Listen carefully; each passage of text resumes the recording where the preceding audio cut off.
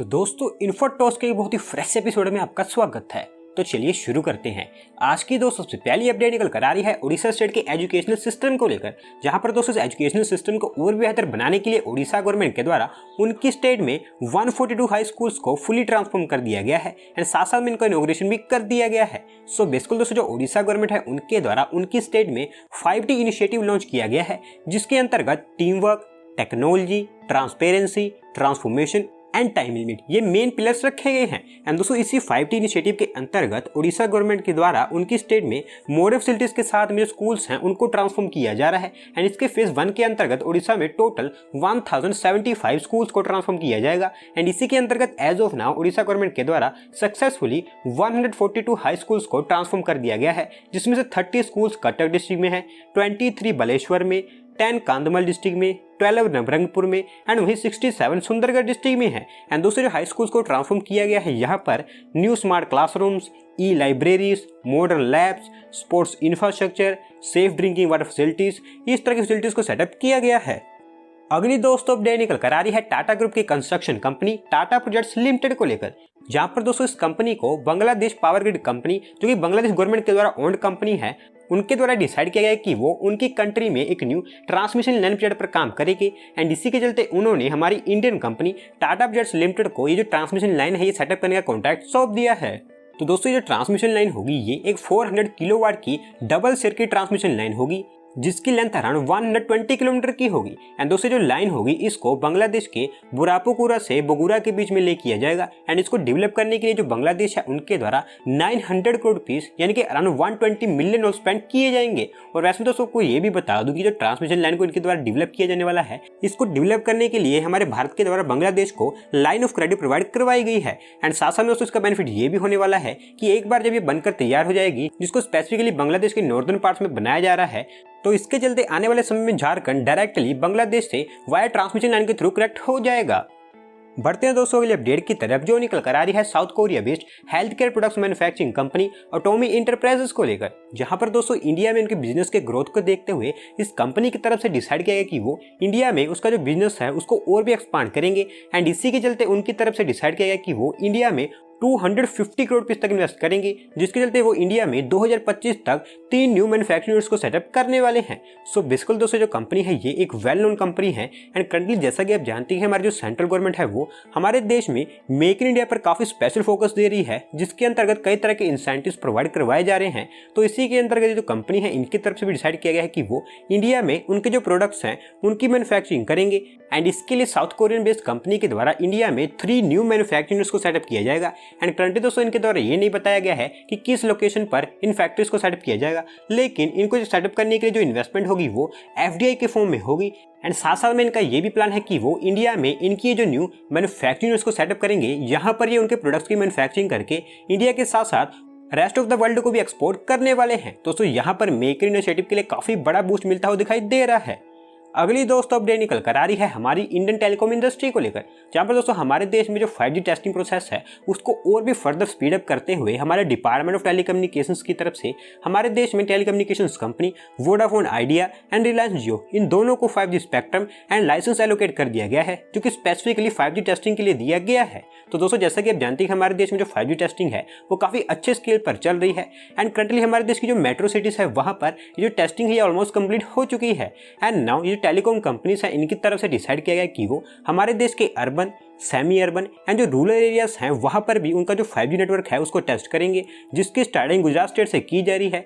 And इसी के लिए हमारे जो डिपार्टमेंट ऑफ टेलीकम्युनिकेशंस हैं उनके द्वारा इन दोनों कंपनीज को ये स्पेक्ट्रम है ये एलोकेट कर दिया गया है, जिसके अंतर्गत वोडाफोन आइडिया लिमिटेड को गांधीनगर के अर्बन एरिया, मानसा के सेमी अर्बन एंड वहीं उनावा के रूरल एरिया के लिए स्पेक्ट्रम एलोकेट किया गया है। सिमिलर जो रिलायंस जियो है उनको भी जामनगर के सेमी अर्बन एंड रूरल दोनों एरिया के लिए स्पेक्ट्रम एंड लाइसेंस एलोकेट कर दिया गया है।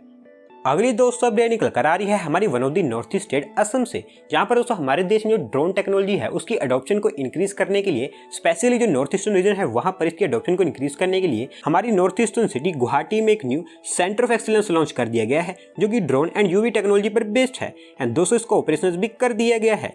तो दोस्तों ऑपरेशनल हो जाने के चलते जो सेंटर ऑफ एक्सीलेंस है ये India first centre of excellence है जो कि ड्रोन एंड यूवी टेक्नोलॉजीज पर बेस्ड है। एंड इसकी जो लॉन्चिंग है उसको Indian institute of technology IIT Guwahati में किया गया है, जो कि ड्रोन टेक्नोलॉजी से अलावा जो आर्टिफिशियल इंटेलिजेंस है उस पर भी बेस्ड होने वाला है। एंड स्पेसिफिकली इसको हमारे देश में जो ड्रोन टेक्नोलॉजी है, स्पेसिफिकली जो नॉर्थ ईस्टर्न रीजन है वहां पर इसकी अडॉप्शन को इंक्रीज करने के लिए लॉन्च किया गया है। एंड इसके साथ साथ में यहाँ पर ड्रोन ऑपरेशन एंड मेंटेनेंस के लिए skill development centre, drone data management nodal centre, exome drone ports, इनको भी लॉन्च कर दिया गया है।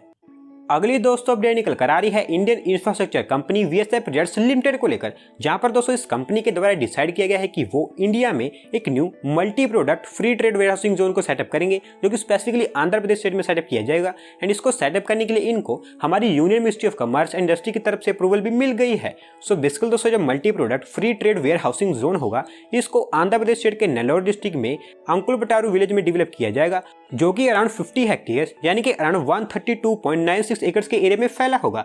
एंड करंटली दोस्तों इनको जो अप्रूवल दी गई है ये सिर्फ इनके जो रिक्वेस्ट लेटर है उसी के बेसिस पर दी गई है। एक तरह से आप कह सकते हैं हमारी जो union ministry of commerce and industry है उनके द्वारा इनको सिर्फ प्रीलिमिनरी अप्रूवल ही दी गई है। एंड जब तक ये पूरी कंडीशंस कंप्लीट नहीं कर देते हैं तब तक इनको पूरी तरह से अप्रूवल नहीं दी जाएगी। लेकिन क्योंकि इनका प्लान है कि वो इस free trade warehousing zone को डेवलप करेंगे तो श्योरली इनके द्वारा जो कंडीशंस है उनको फुलफिल भी किया जाएगा।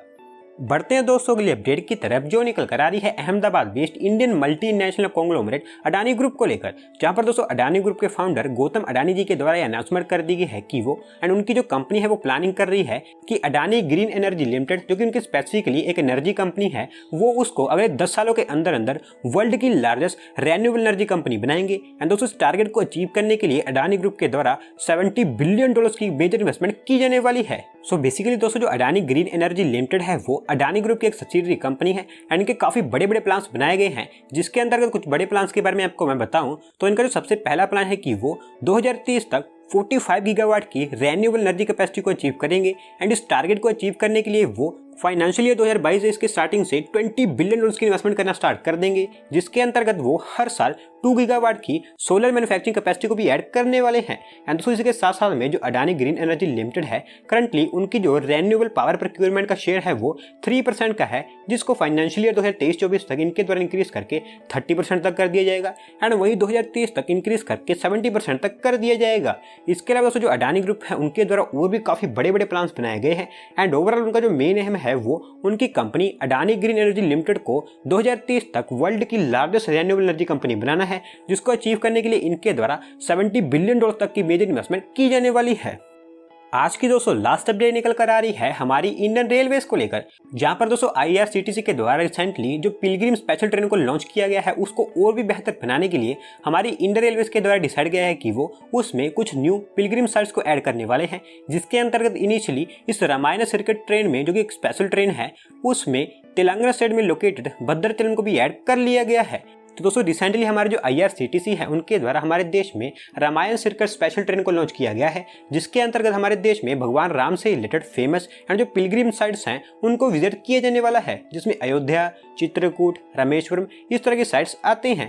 एंड दोस्तों एक पूरा का पूरा टूर पैकेज है जिसको स्पेसिफिकली हमारे देश में डिवोटिस्ट एंड पिलग्रिम्स के लिए लॉन्च किया गया है। एंड इसके अंतर्गत मेनली दिल्ली, जनकपुर, अयोध्या, सीतामढ़ी, वाराणसी, प्रयाग, नासिक, चित्रकूट, हम्पी, रामेश्वरम इस तरह के एरियाज एंड पिलग्रिम साइट्स को कवर किया जाने वाला है। एंड नाउ इसी के अंतर्गत तेलंगाना का भद्राचलम को भी ऐड कर दिया गया है, जिसको भी विजिट किया जाएगा। तो दोस्तों आज की वीडियो में बस इतना ही। अगर आप अपनी तरफ से कोई अपडेट सबमिट करना चाहते हैं तो डिस्क्रिप्शन में दिए गए लिंक पर क्लिक करके सबमिट कर सकते हैं। और अगर आज की वीडियो पसंद आई हो तो वीडियो को लाइक करें, चैनल को सब्सक्राइब करें। धन्यवाद आपका वीडियो को देखने के लिए।